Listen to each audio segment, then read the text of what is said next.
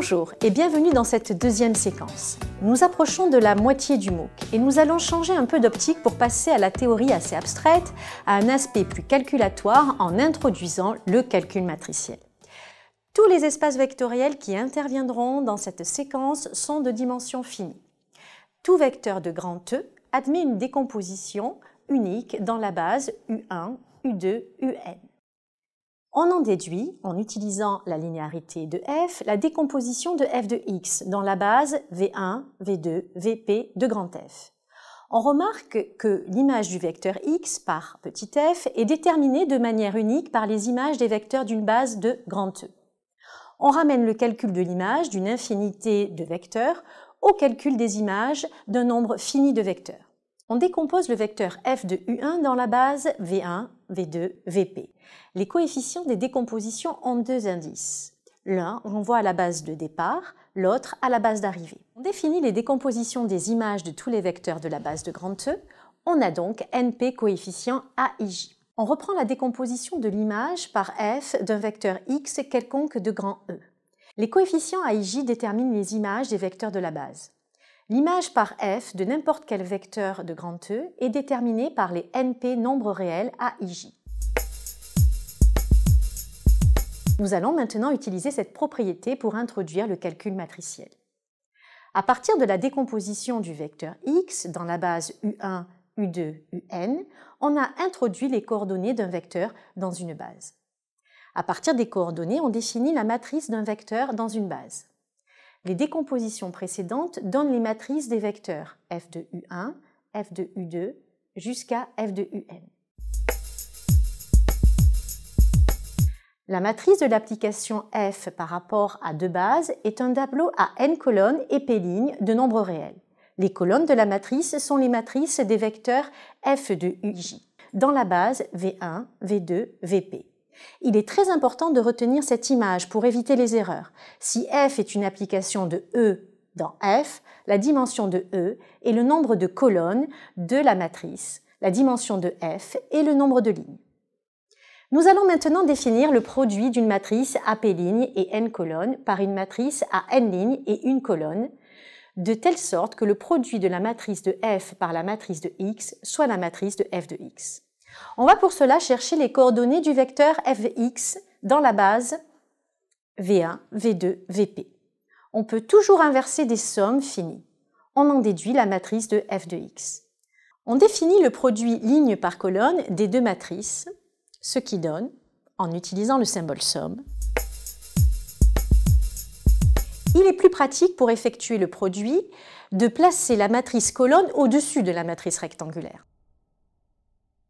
La définition est particulière dans le cas d'un endomorphisme. On utilise par définition la même base au départ et à l'arrivée.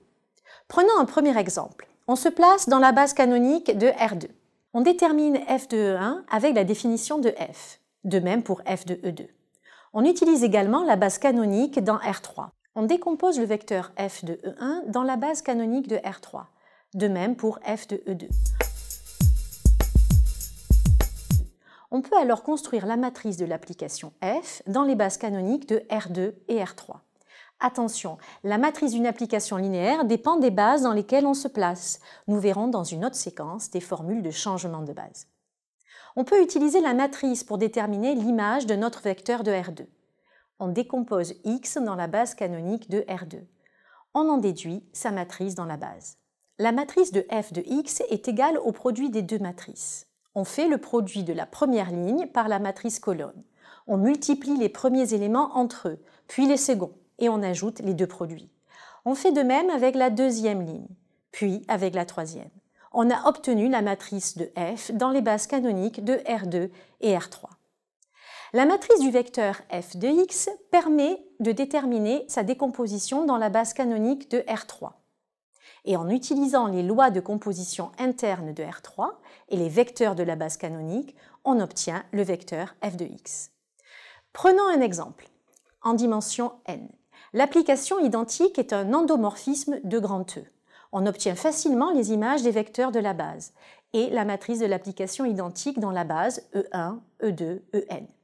On peut remarquer que la matrice est indépendante de la base. C'est un cas très particulier. Prenons maintenant un exemple dans un espace vectoriel de fonctions.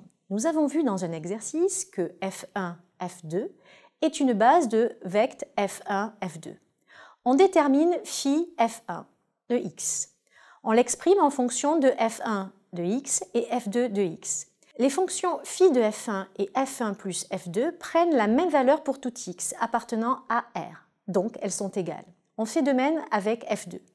Nous allons vérifier que phi est un endomorphisme de E, phi étant l'application linéaire dérivée de C1 de R dans C0 de R dans R. Il suffit donc de montrer la stabilité dans E de l'image par phi d'un vecteur f quelconque de E. On utilise la linéarité de phi. D'après les calculs précédents, phi de f1 et phi de f2 sont des combinaisons linéaires de f1 et f2. Phi de f est donc égal à une combinaison linéaire de f1 et f2, donc appartient au sous-espace vectoriel qu'ils engendrent. On peut donc construire la matrice de phi dans la base f1, f2, utilisée au départ et à l'arrivée, puisque phi est un endomorphisme. On obtient cette matrice que l'on peut utiliser, comme dans l'exemple précédent, pour déterminer l'image par phi de n'importe quelle fonction de E. C'est à votre tour, vous allez pouvoir mettre en œuvre ces notions en passant aux exercices.